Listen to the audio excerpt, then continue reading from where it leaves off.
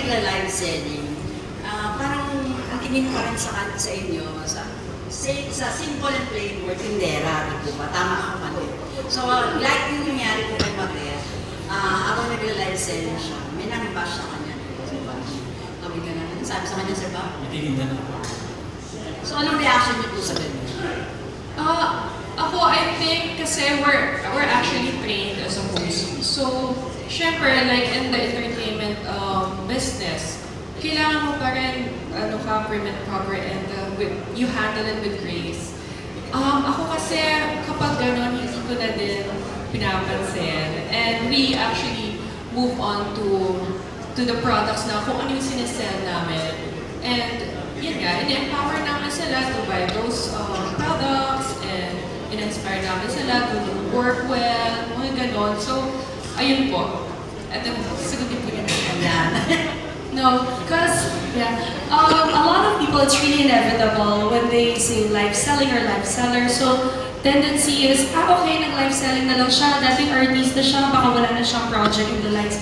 But for me, it really all boils down to your vision, to your core and your objective. Why are you doing this? What is your purpose? Kasi ako, my purpose is of course to share my God-given talent to others and God used me as His instrument to be able to help others also.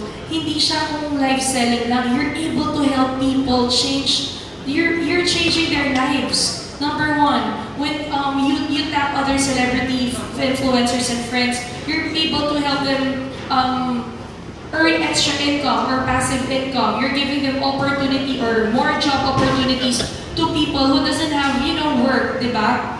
Two, you help brands grow their business, thrive in the industry. Three, nakakatulong ka hindi lang sa mga co-celebrities mo or friends mo, but also behind the scenes, all the team. You're able to help their families. And number four, you're able to support and help local products as well.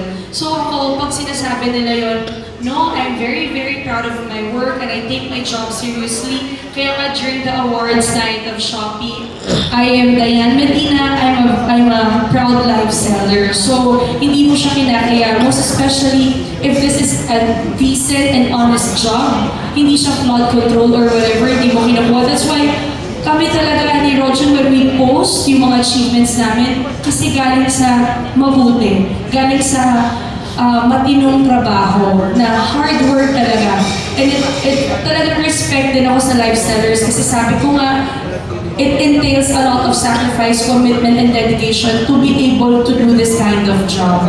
And I can say, itong job na live seller na to, we're able to invest on a lot of properties as well. So, yun talaga yung nag-pave ng way. So, sino kami para mahiya? Nandito kami to be grateful to our Lord Jesus Christ kasi binigyan niya kami ng blessing na ganito kalaki. And we are very, very proud of this. And not to mention, nagkakaroon na ng mas nagiging open na.